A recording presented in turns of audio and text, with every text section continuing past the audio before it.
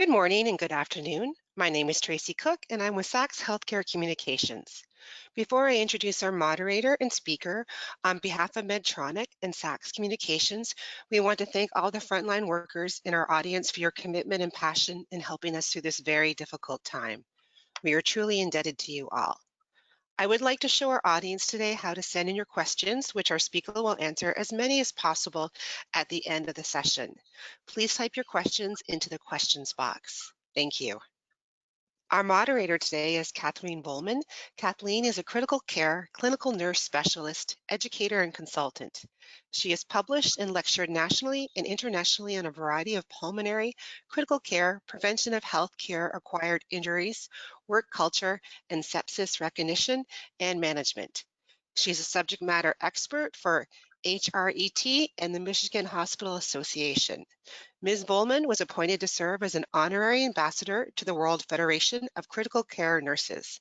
Kathleen, welcome. Thank you so much, Tracy. Good morning or good afternoon, wherever you are. The title of today's webinar is Reflux Disease, What Are We Doing and What Could We Be Doing? Speaking today on this very timely topic is a leading expert in the field, Dr. Ali Lankarani. Dr. Lankarani is a board-certified gastroenterologist. He's a consultant at Borland Grover Clinic and a faculty member at Mayo Clinic in Jacksonville, Florida. Dr. Lankarani is a consultant for multiple gastroenterology device companies and collaborates in design and refinement of tools used in endoscopy. His interests focus on endoscopy treatment of gastroesophageal reflux disease, or GERD, and has been the lead investigator on the international multi-center study for endoscopic anterior fundoplication using the Muse system. Dr. Lankarani's research interests involve development of a new classification system for personalized endoscopic treatment for GERD. He has no disclosures for this presentation. Continuing education for physicians, the activity is approved for one AMA PRA Category 1 credit, and a link to obtain the certificate will be available at the end of the webinar, and you can see the accreditation statement there. For continuing education for nurses and respiratory therapists, this activity has been approved for one contact hour, and you can obtain a link for the certificate as well at the end of the webinar, and you can see the accreditation statements there. Support for this activity has been provided by Medtronic. And now I'd like to turn the presentation over to Dr. Lankarani. Kathleen, thank you very much for the kind introduction. I appreciate Medtronic and GoToWebinar to help and organize the meeting. And I would like to welcome all of the listeners and audience to come and listen to me on a topic that's very close to my heart. So we will be talking about reflux disease, what are we doing currently, and what we could be doing better. The objectives of this study is to, first of all, talk about reflux, get a better understanding of what is the pathophysiology and the cause of reflux, and then talk about the ways of diagnosing and treating reflux disease. So to get started, I would like to start with a vignette. 28-year-old patient, new to the practice, comes with chronic regurgitation and heartburn, past medical history of only asthma and reflux. Family history: patient's father had esophageal cancer. He was treated appropriately by the primary referring physician for 3 months of PPIs with great symptom control, but after stopping the medication, his symptoms comes back. Currently, he's not controlled with over-the-counters. His BMI is in normal range, and his physical exam is basically benign except for some dental fillings. So, talking about reflux disease, we have to understand what is the cause and why people can have different symptoms. Reflux is caused by regurgitation of gastric content, and depending on how much regurgitation, the volume, of the regurgitation, and what are the organs that get affected most, the symptoms and diseases that can result as a result of reflux can change. Majority of people do have esophageal symptoms in the form of heartburn or regurgitation, although lots of people have silent reflux. From the extraesophageal manifestations, depending on the organ that gets affected, individual can have some chest pain, coughing, shortness of breath, hoarseness of the voice, or globus sensation, which is the uncomfortable sensation in the throat. Lots of patients experience. Now, you have to differentiate that reflux can cause these symptoms, but also can cause some other disorders, such as esophageal ulceration, strictures, Barrett's esophagus, vocal cord injuries, laryngitis, worsening sleep apnea, and dental cavities, and tracheal and subgluteal stenosis. So the role of a good clinician, in my mind, is to be able to correlate some of the symptoms and the disorders, and realize that some of these could be caused by gastroesophageal reflux disease. How the reflux and gastric content has been kept in the stomach is based on two different pathways. One of them is the lower esophageal sphincter, which is what is very heavily discussed and taught about this mechanism, but the part that is not well defined and not educated is the anatomy of the GE junctional gastroesophageal junction geometry.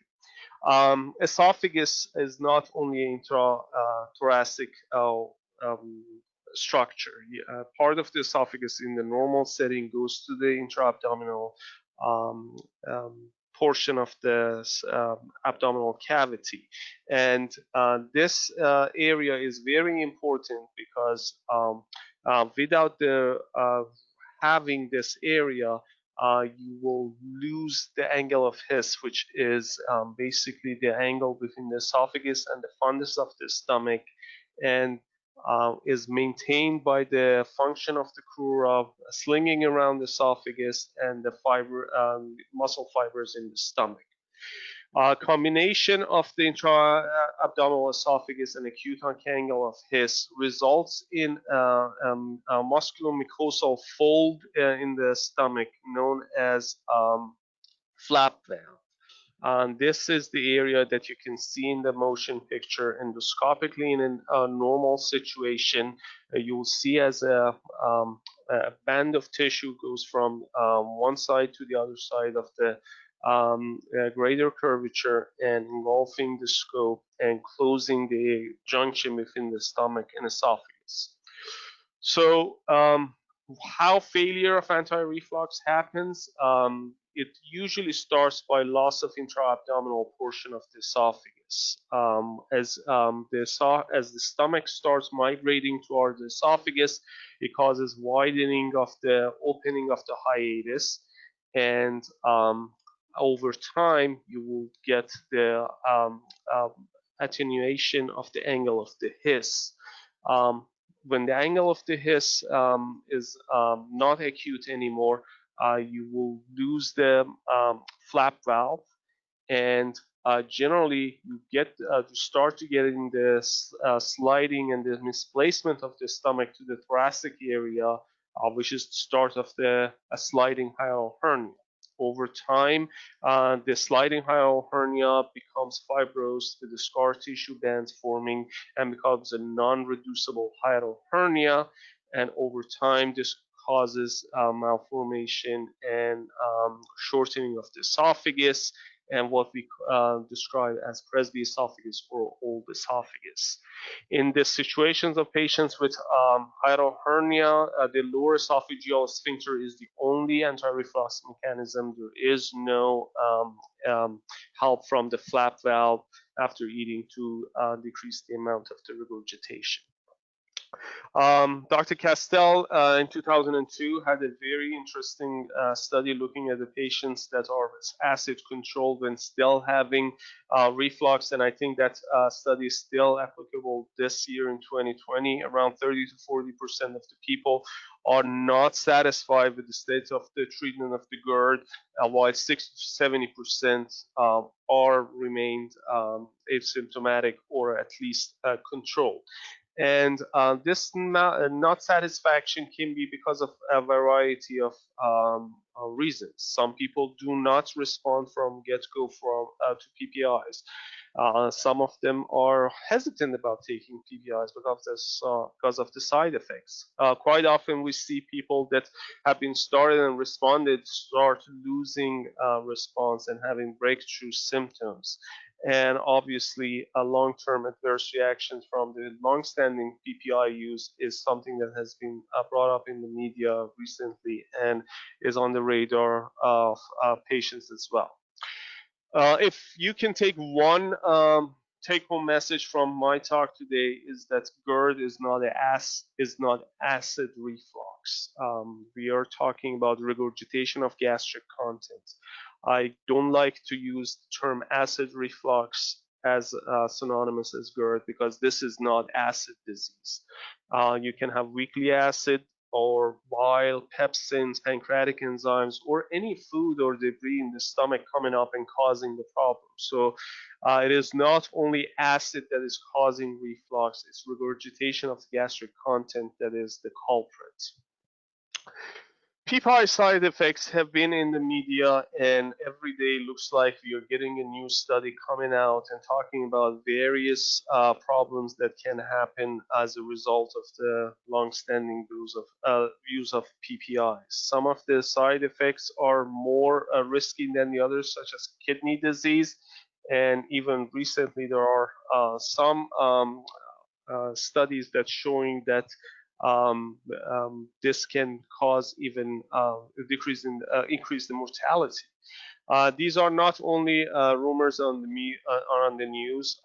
Even FDA have put warning labels about some of the side effects of long-standing PPI usage. And for people that are in the practice of treating reflux, this is a very common area of question when patients come to us. So I dedicate a couple of slides to go over the long summary of the evidence about potential PPI-associated adverse effects. The way I look at it is that most of the studies that looked at the PPI-associated adverse effects, first of all, are observational studies. The only randomized control studies are for some of the matters that were more significant, such as association with GI malignancies, MI, and pneumonia. And those studies really didn't show a good correlation. However, there are observational studies that show some association. And from those studies, I differentiate them in two different kinds.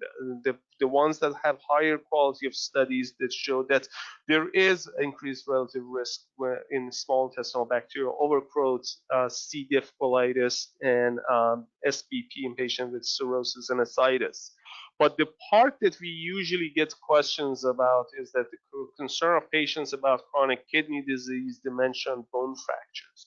So as you can see, relative increased risk of PPI use associated with chronic kidney disease can be 10 to 20% increase. But really the part that I think it makes the most sense, especially when you're individualizing, is to paying attention of how much excess in absolute excess risk is when individual continue to use long-term PPI. And the number that you can see here for at least these three are around probably less than 1% or 1% per patient per year. So when a patient comes to me and asks about what I'm taking this PPI for my partner, what is the risk of me getting dementia because of this?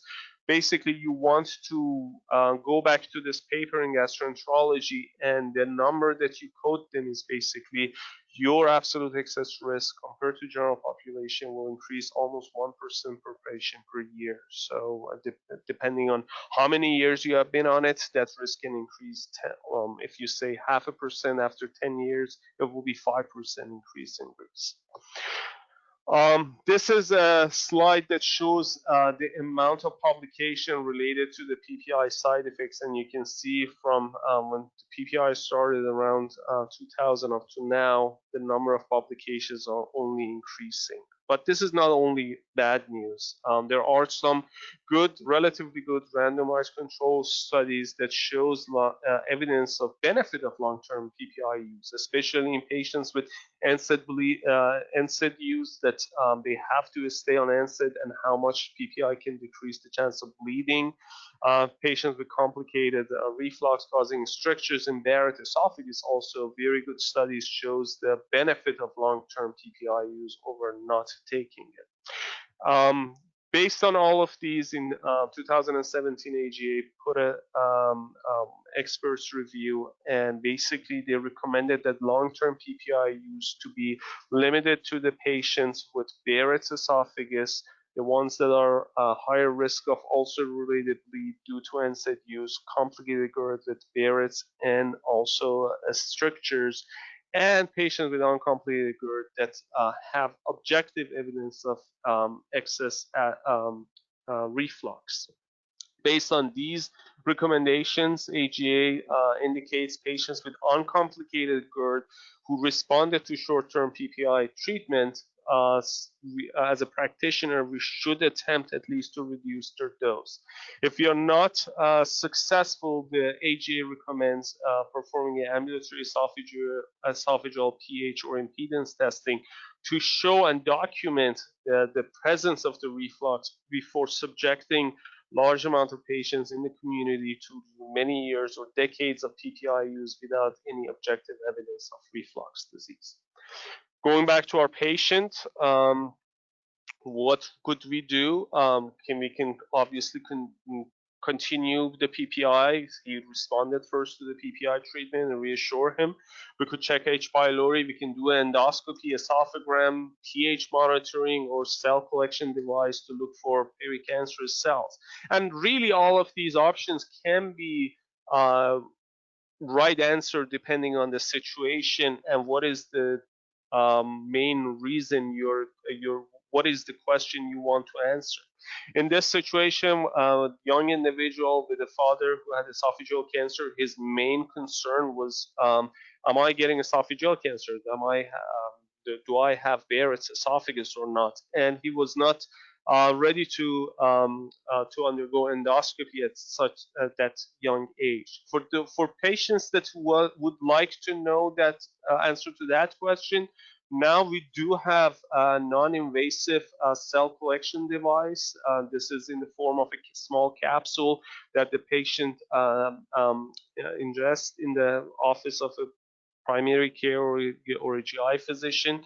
The capsule goes into the stomach and dissolves and the sponge will come out. After 7 to 8 minutes, you will remove the capsule with the help of the thread that is attached to the sponge, and the sponge, as it's coming out of the esophagus, will collect some of the cells from the surface of the esophagus.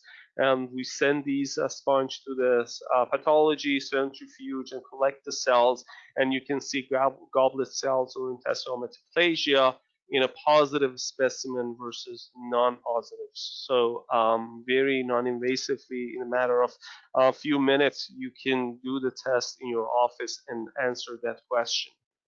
But really, one of the things that is most important diagnostic tool that we have is the pH testing and knowing if the patients have objectively higher level of reflux and acid exposure in their esophagus. My preferred way of doing pH testing is the wireless method, and mainly because of the ease of use and better tolerance. So these are small chips that will be placed endoscopically, and the data will be sent to a receiver the patient carries for 48 hours at least on themselves, and the data will be transferred wirelessly, something like basically a wireless internet that we have at home to the device. This is the catheter that an introducer, and this is the actual chip that will be placed in the esophagus. So basically, during the endoscopy, we will locate the area of the GE junction, 6 centimeter above the GE junction. We apply the suction and advance the pin, and the Bravo chip will be attached to the esophagus and submit the signal to the box. This is an endoscopic view of the chip in the esophagus. Most people don't feel that. Sometimes when they swallow, some people feel that there is something in their esophagus.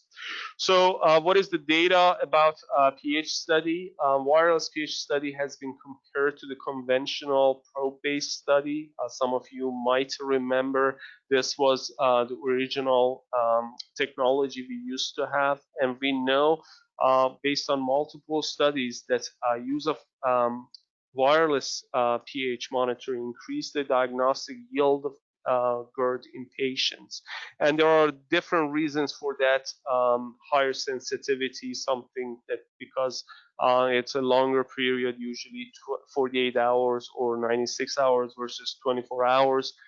That's one of the reasons. And some other experts believe that the discomfort of having a catheter going through the nose makes some of the patients don't feel comfortable swallowing and eating what they usually do, and that those are some of the reasons. For example, in this study, 38 patients did undergo probe-based pH monitoring, and they were found to have negative study, but because of the pretest probability, high pretest probability based on their symptoms, they subjected them to a wireless system, and from that 38 patients, 61% of them did in fact have positive GERD based on a wireless pH.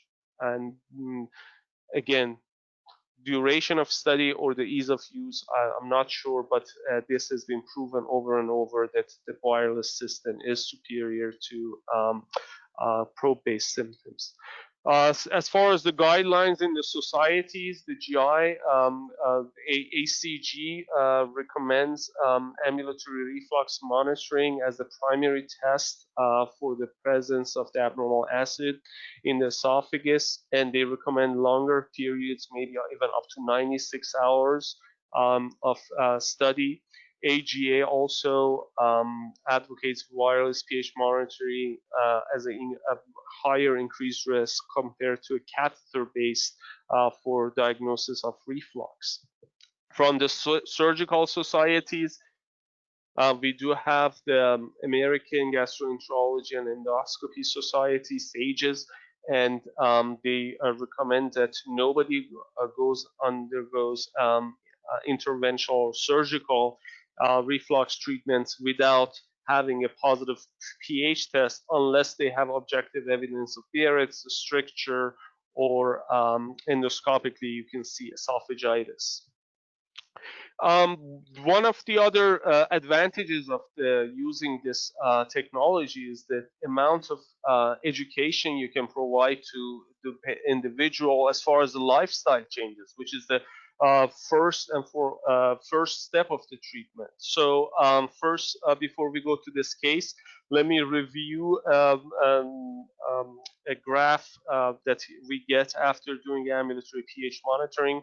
This is the time axis, and this is the pH axis. There is a baseline that you can see as a blue line here, and and this is the tracing of the pH as picked by the sensor 6 centimeter above the GE junction. So any line over below this blue line consider reflux, and in this situation you can see lots of episodes of reflux, suddenly almost nothing, and that correlated with the period that the patient was in a supine position in bed on day 1. The same situation happens on day 2.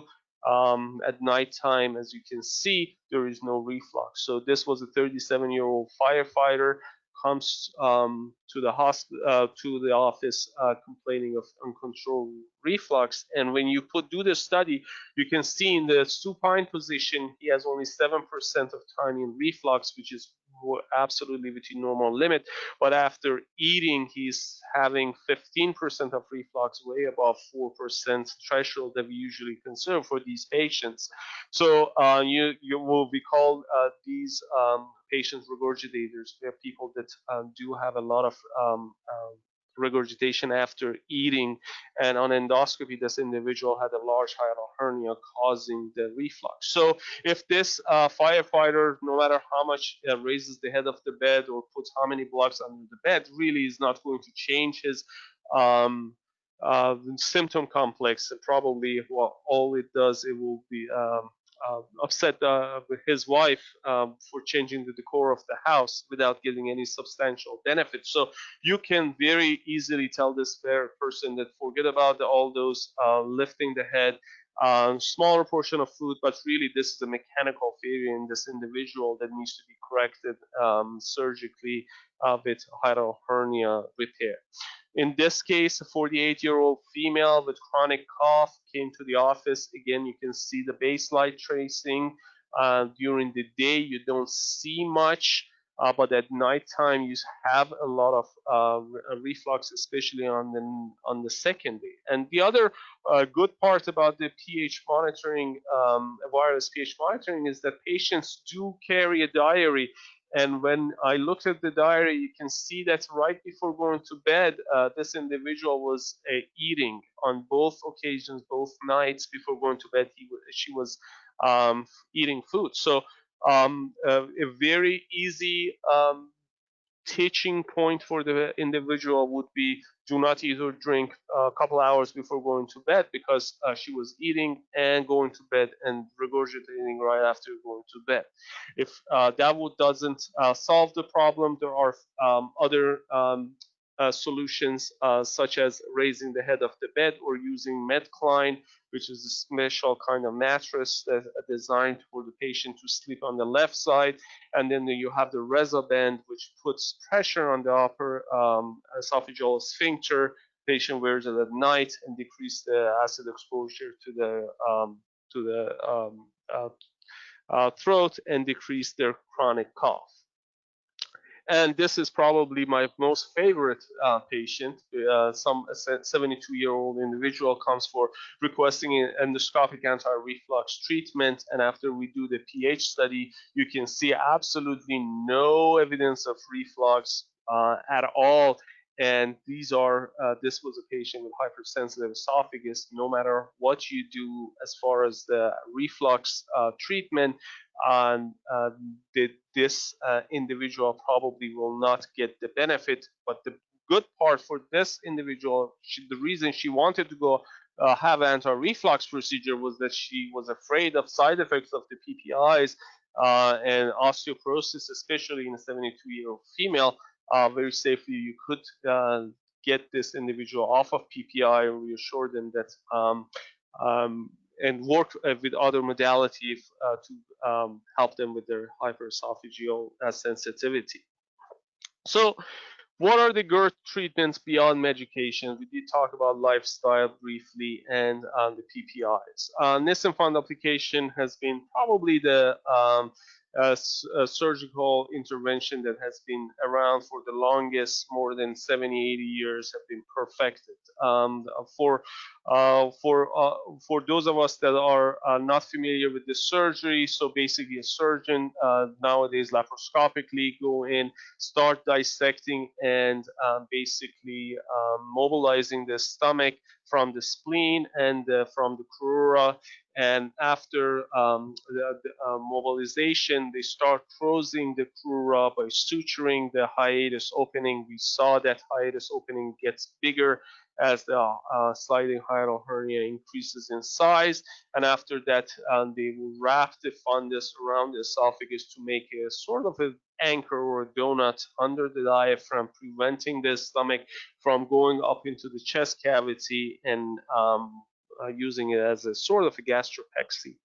So there are some controversial information about laparoscopic or open surgical Nissen fund application. This is a study that was more recent, a good sized study from Europe's Swedish study published in 2017. More than 2,500 cohorts of patients underwent lap Nissen and followed for nearly 6 years. And you can see that almost 85% of them were symptom free, but like any other reflux treatment, and that's my second take home message, that no matter what you do for reflux, you probably never can get 100% achievement of treatment. That's medicine for you, and reflux is no exception.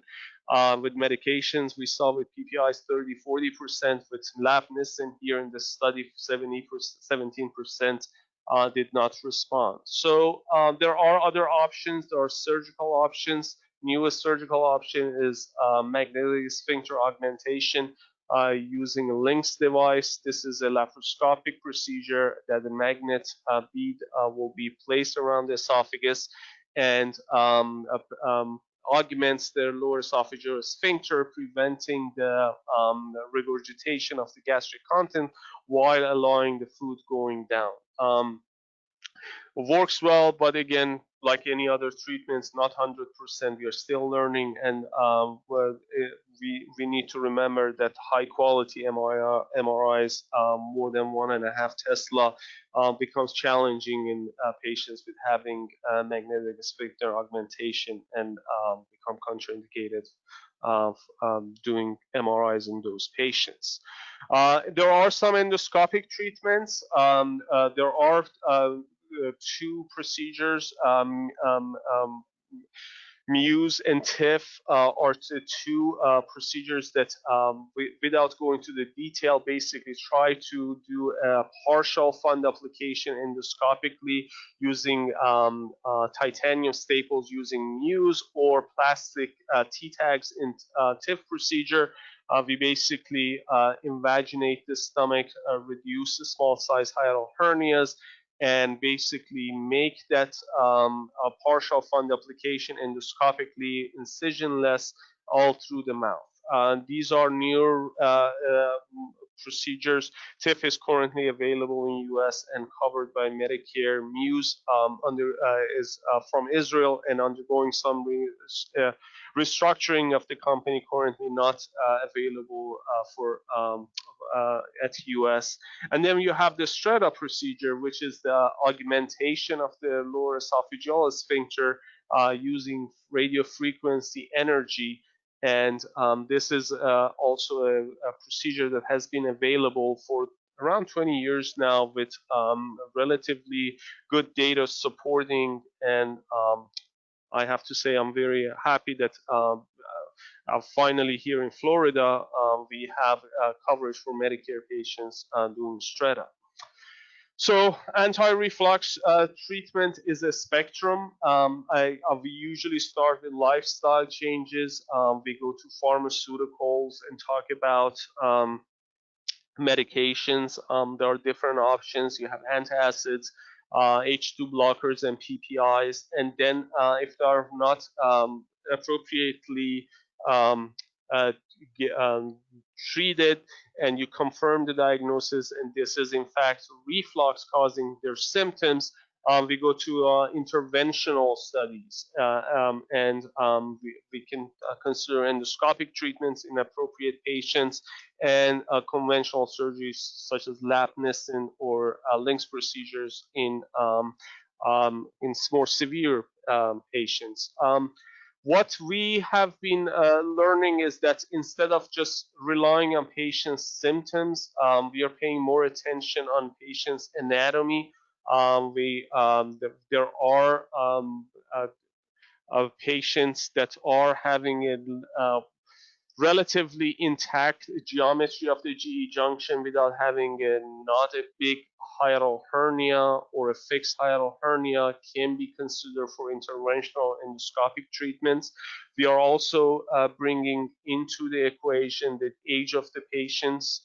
If you have a young individual that having severe GERD that you need to treat them, and you anticipate that you need to treat them for a long period of time, with the side effects, as we saw, will be accumulative over years, you might want to consider incorporating some of the endoscopic treatments earlier to give them time and also prevent some of the long-term side effects associated with PPI. So there is a shift of mindset as far as the symptom-based treatment to anatomic and individual individual care based on patient's anatomy is happening currently in treatment of patients with GERD.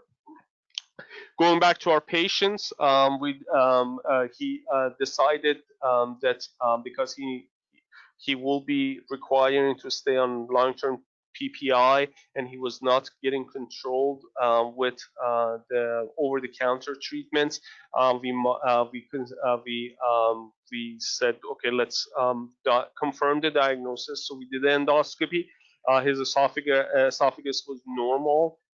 There was no hiatal hernia, no H. pylori biopsies, and ambulatory pH monitoring, as you can see, showed a lot of reflux episodes, especially after eating during the day, not so much at nighttime. And this was again replicated the same manner on the second day, lots of reflux during the day, not much at night. When we looked at the number, the percent of time this person spent in reflux was around 23%. And the Meister score, which is a global number that especially our surgical colleague looked at it, less than 15 considered normal, he has 33%. So at that point, one can have a very honest discussion with the patient and bring in different factors, including his age, his anatomy, and possibilities of side effects from long-standing usage of PPIs, and depending on the conversation you have with the individual, go over all of the options. In this situation, this person decided to go ahead and have endoscopic treatment because he did not want to start being on PPIs at such young age. So take-home points, GERD is not only acid disease, this is regurgitation of gastric content. Do not forget, this is not acid reflux, this is reflux and regurgitation. You have everything in the stomach from pepsin, weakly acid, pancreatic enzymes, bile coming up. It is not only esophagus that gets affected. Patients should not only have heartburn to have reflux. You have patients that are having silent reflux without any esophageal disorders or problems, but have lots of reflux causing damages to their vocal cords, worsening their asthma, causing dental issues, or worsening the COPD or sleep apnea. So having an open mind about that and realizing that only because you started somebody on PPIs and they're not better, that doesn't necessarily rule out reflux. Remember that not everybody, even with acid control, becomes symptomatic. 35% of roughly individuals, even after a high dose PPI, 2 times above the recommended dose based on the FDA, they still can be symptomatic. Medical legally, long-term PPIs are becoming an issue. You have to be more vigilant about it. In all of my patients that are staying on long-term PPI, I would document in the chart with the reason if they have Barretts, complicated GERD strictures and ulcerations, or as a prophylaxis for NSAIDs, and the ones that they do not have any of those, I make sure that they have ambulatory pH monitoring with documentation of the amount of reflux as the cause for long-term PPI use. Tailored endoscopic and surgical anti-reflux procedures are available. I think it is we have to have a little bit of open mind, especially in our younger patient populations, to educate them, talk to them, and discuss them with them. I don't think we are doing service to our patients if we do not bring these options up, especially with the more younger patients becoming symptomatic and requiring to stay on PPIs. And non-invasive methods for screening for esophageal cancer, such as Barretts, needs to be considered. We do have the cytosponge and the cell collection devices now available in the United States. They do not require sedation. They can be done in the office, and that might be a very good screening tool for patients that have Barrett's esophagus and they don't know it. As some of you might know, esophageal cancer is the fastest growing cancer in America. Used to be the kind of esophageal cancer that was the most common esophageal cancer in the United States was squamous maybe 30 years ago, related to smoking and drinking. But over the past 20 to 30 years, the squamous cell carcinoma decreasing every year, and adenocarcinoma of the esophagus, which is directly associated with the amount of the reflux, and Barrett's esophagus increasing. A lot of different theories about why this is the pattern. Some propose that obesity causing more pressure in the stomach, causing more reflux. But regardless, there are tools that are available for us that can hopefully slow down the rate of adenocarcinoma in patients. I am doing only endoscopies on symptomatic patients and trying to do surveillance endoscopies with patients with Barrett's. Unfortunately, has not been a substantial factor to decrease the spread of esophageal adenocarcinoma. So looking out of box, looking outside the box, and some of the novel technologies such as the cell collection device, I believe is a good addition that now is available for us, and we should take advantage of that. With that being said, I will hand over the slides to Kathleen, and I'd be happy to answer questions. Once again, thank you for giving us all your time and listening, and thanks again to Medtronic for sponsoring, and go to Thank you so much, Dr. Lenkarani, for a really great presentation. Before we get to the Q&A part, I wanted to tell everyone how they could get their certificate of completion. This activity has been approved for 1 contact hour for physicians, nurses, and respiratory therapists. Please go to www.saxtesting.com/INIT. It's really important that you put the www in when you're putting this into a search engine. You will need to register on the test site and complete the evaluation form. And upon completion, you'll be able to print your certificate. And I just wanted to thank Medtronic for the support of this activity. I also wanted to let you know that there'll be an archived version that will be available on demand in about 10 days on initiatives-patientsafety.org. And this on-demand version will be accredited for physicians, nurses, and respiratory therapists.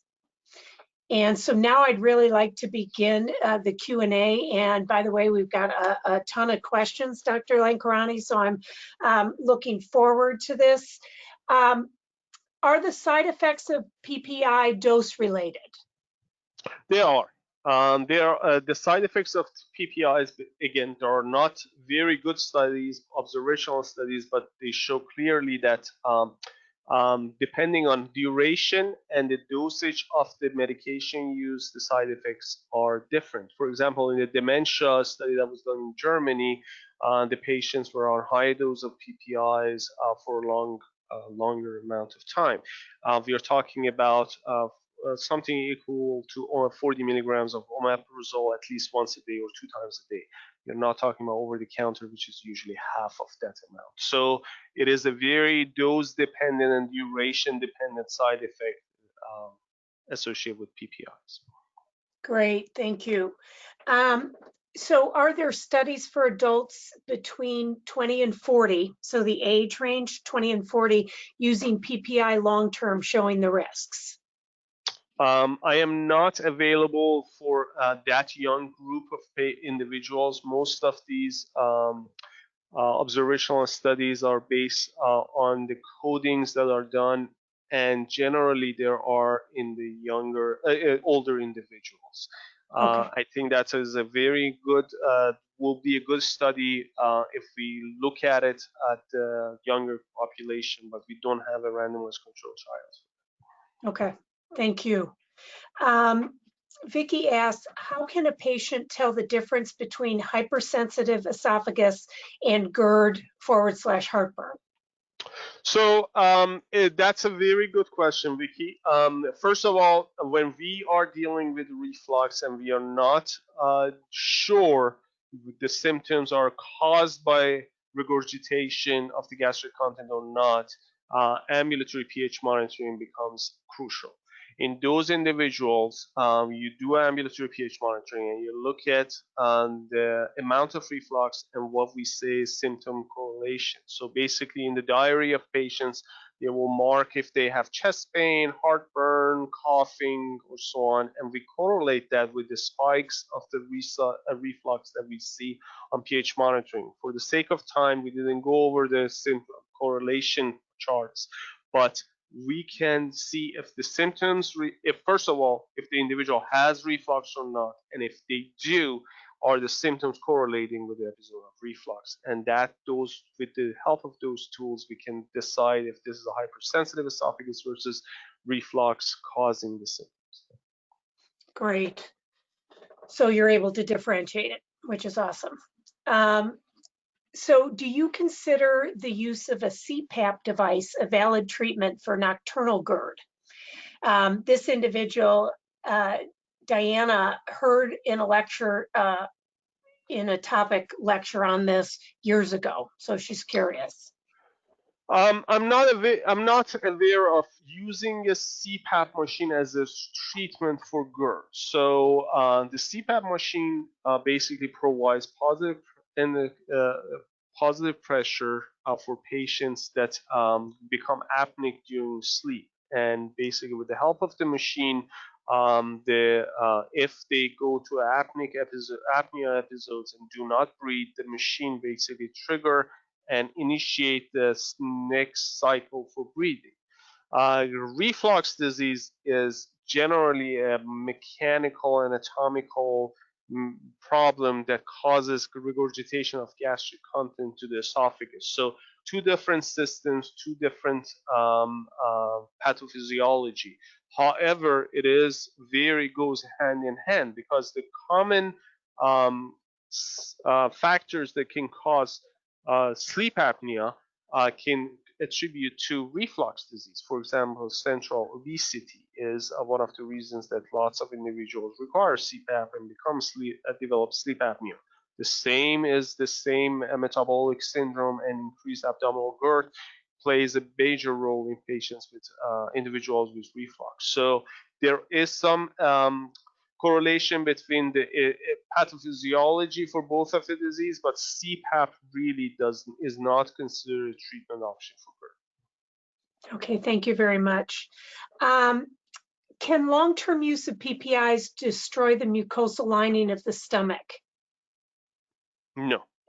Okay. The long-term PPI use, actually this was one of the few situations we have a randomized controls trial because there was a fear of increasing gastric cancer with long-term PPI use. Then this was studied very carefully, and there was no increased risk of esophageal cancer gastric cancer or gastrointestinal cancer with the PPI prolonged use. There is association, however, of benign gastric polyps with PPI use, but those polyps generally do not have any neoplastic potential. They're not precancerous. Okay, thank you very much. Another question, at what point is radiofrequency ablation appropriate or recommended for patients with GERD? So I am assuming we are talking about radiofrequency ablation using a Strata platform for anti-reflux treatment. We do use radiofrequency ablation device as a treatment option for dysplastic Barretts. So I want to make that make that distinction. So in patients, the reason to use Strata in patients with reflux is patients that were treated and failed medical treatment for GERD, and they are symptomatic, and their hiatal hernia is less than 2 centimeters size. You can consider using Strata. There are some other exclusion criteria, for example, esophageal varices, but those are few far in between. Okay.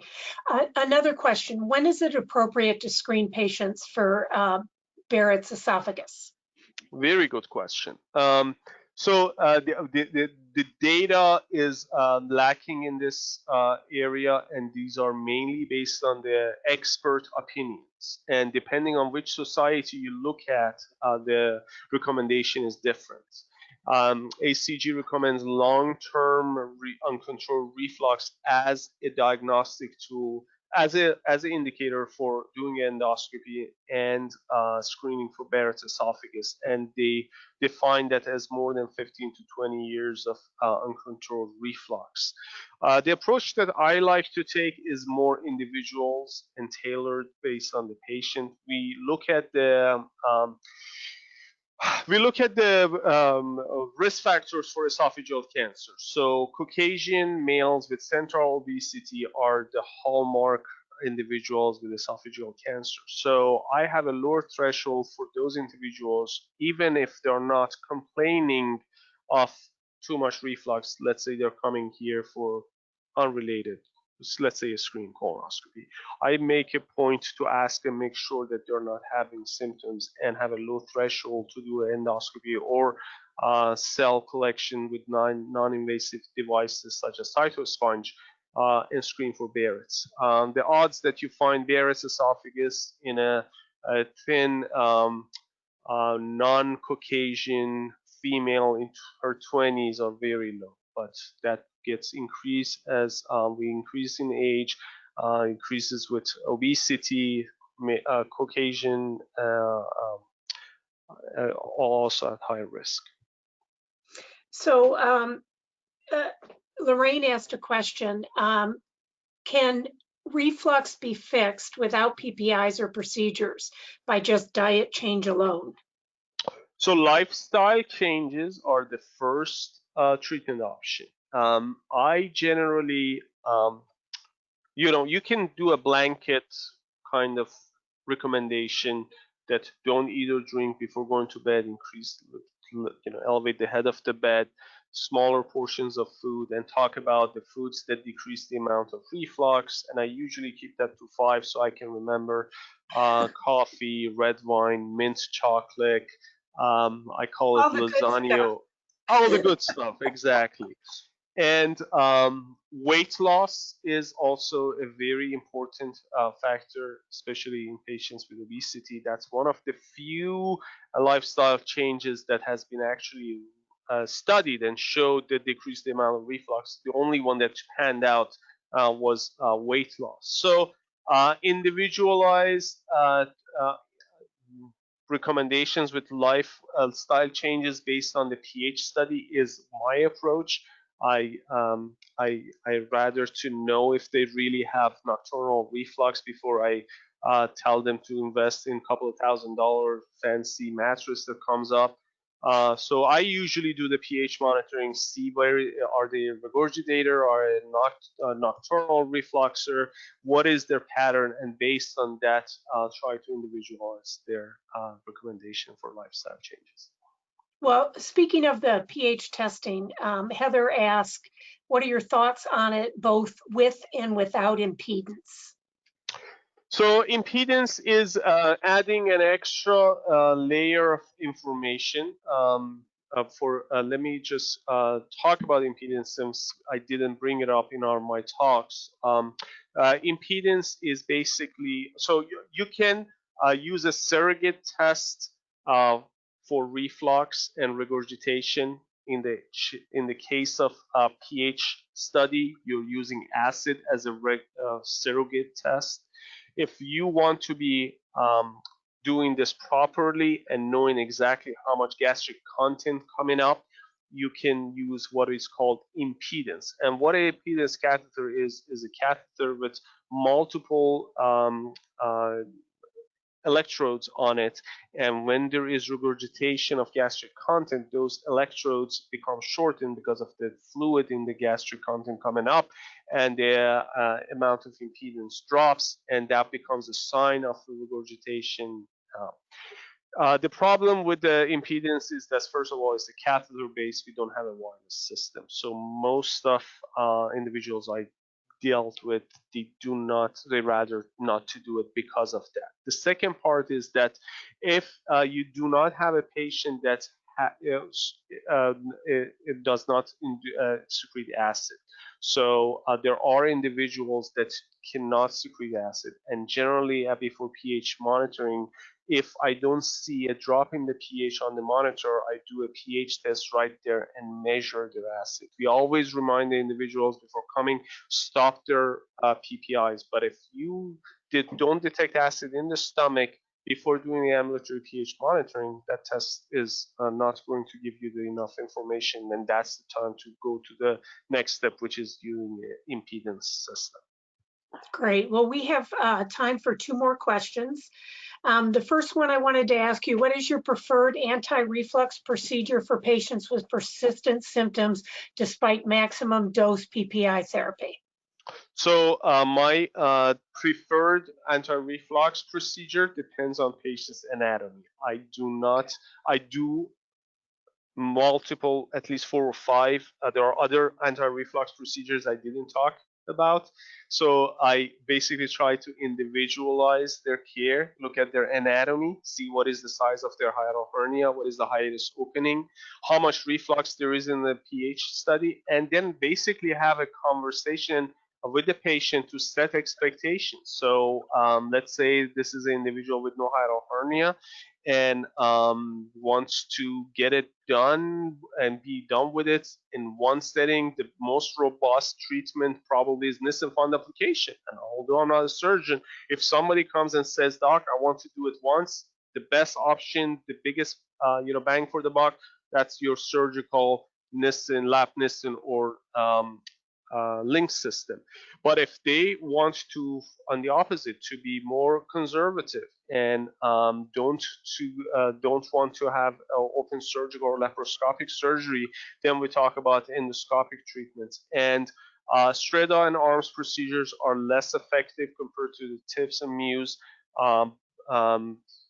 The numbers, depending on the study, from 75% can come off of PPIs in the strata situation, going to 85% in mews and TIF. So we'll have a talk, we'll go over the numbers, and then depending on where do they feel comfortable, we land in one of those treatments. The other part that I want to remind them is that the beauty of the endoscopic treatments is that they can be repeated, and you're not burning any bridges. You can go always to the bigger guns, being surgical options.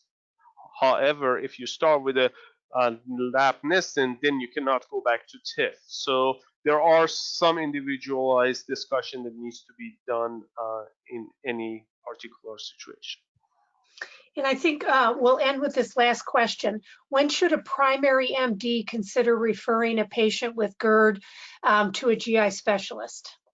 So if the individual has long-standing reflux and you're worried that they might have a precancerous condition such as Barrett's esophagus, you can either consider to do a non-invasive cytology collection kit such as cytosponge, which is available, or send them for endoscopic evaluation.